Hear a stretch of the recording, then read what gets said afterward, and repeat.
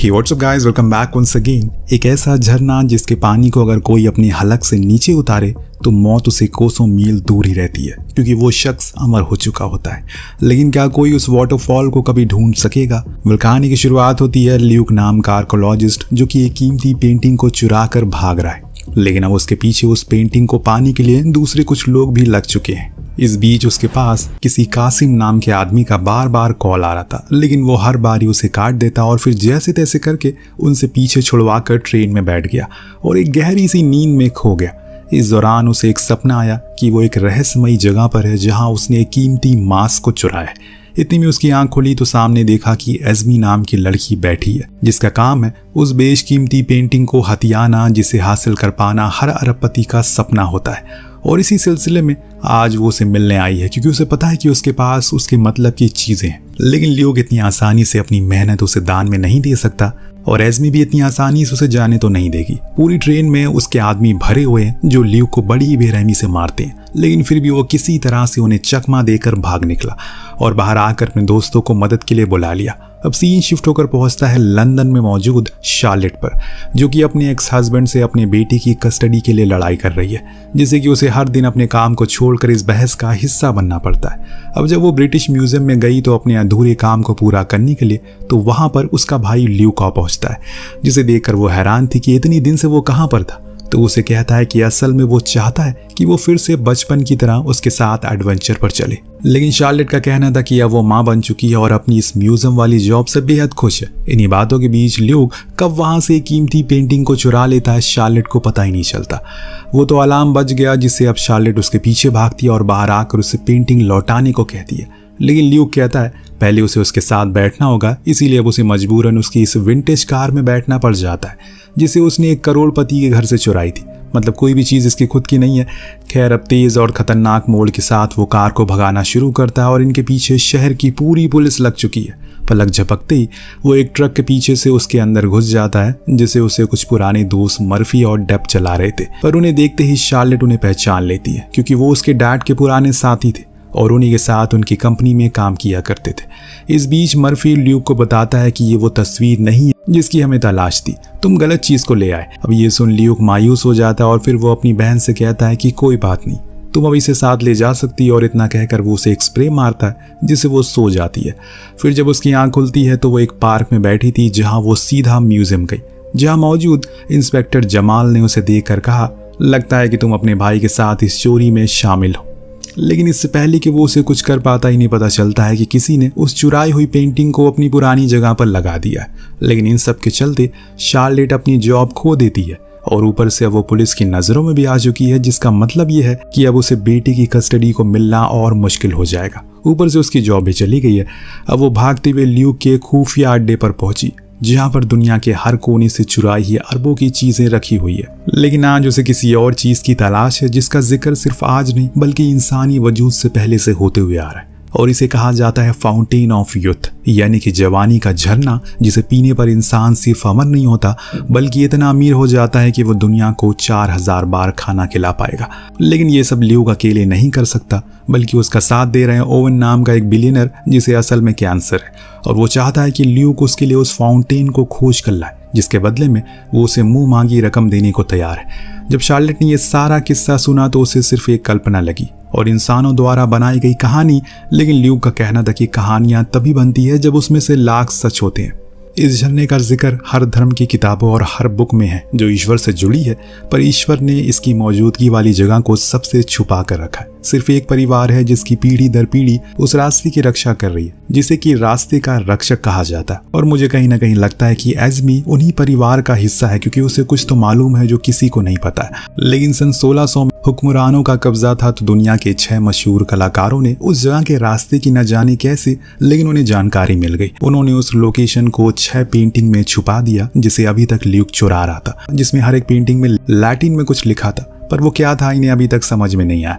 तभी शार्लेट बताती है कि उसने एक असली रेम्ब्रेंट पेंटिंग की जगह एक फर्स्ट कॉपी को चुरा लिया है। तब ओवेन उसे असली वाले के बारे में कुछ सुराग देने को कहता है, लेकिन शार्लेट इन सब कामों में दाखिल नहीं होना चाहती। तब ओवेन उसे एक डील ऑफर करता है, अगर वो उसकी मदद करेगा तो काम हो जाने के बाद वो दुनिया के टॉप लॉयर को उसके लिए हायर करेगा, ताकि उसे उसके बेटी की कस्टडी मिल जाए और बाद में उसकी पुरानी जॉब भी।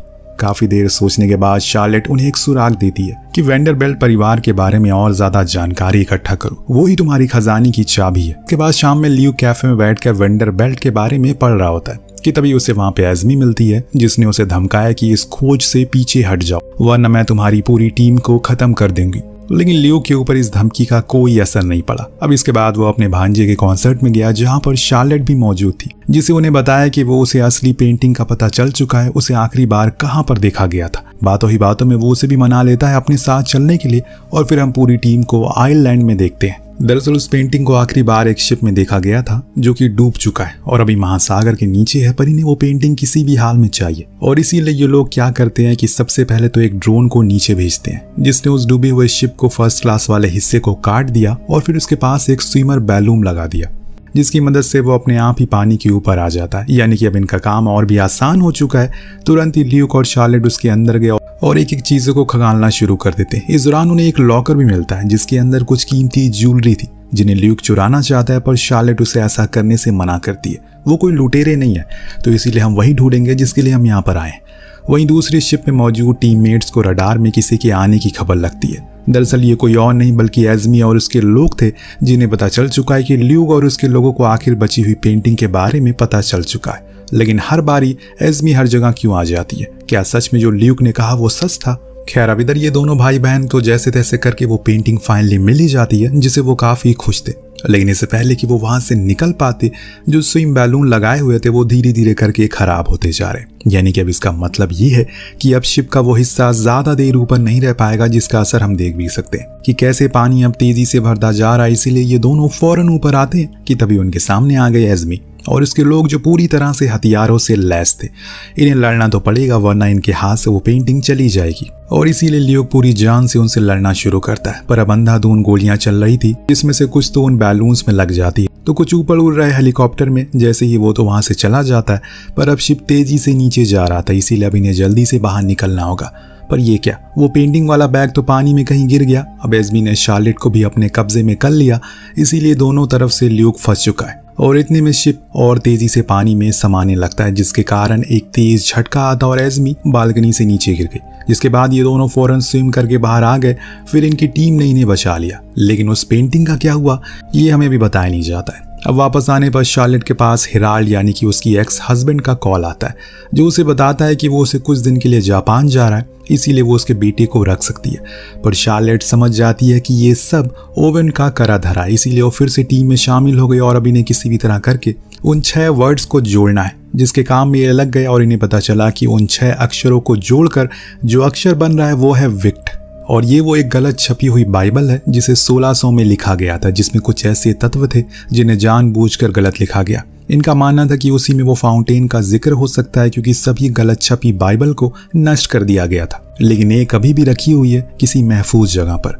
तभी अचानक वहां पर इंस्पेक्टर जमाल अपनी टीम के साथ टपक पड़ते हैं और इन्हें रंगे हाथों दबोच लिया जाता है। लेकिन उसके पीछे कासिम आ गया जिसने उन्हें दबोच लिया और अब उसके अंदर हर कोई तनाव भरे माहौल में शामिल हो चुका है। लियो कासिम को एक डील ऑफर करता है कि उसकी टीम को जाने दो, जिसके बदले में वो उसे सारी पेंटिंग दे देगा। अब वो मान गया और फिर पेंटिंग लाने के बहाने ल्यूक ने किया क्या, म्यूजिक को लाउड कर दिया और टेबल के नीचे बैठ गया। इसी मौके का फायदा उठाकर पुलिस ने गुंडों पर धावा बोल दिया। फिर दोनों तरफ से अंधाधुंध गोलियां चलना शुरू हो गई। इसी बीच ल्यूक पीछे वाले रास्ते से भाग निकलता है अपनी टीम के साथ। हालांकि पुलिस ने सभी को मार दिया, पर उन्हें वो पेंटिंग नहीं मिली, लेकिन हाँ सुराग जरूर मिल गया कि वो विक्ट बाइबल का।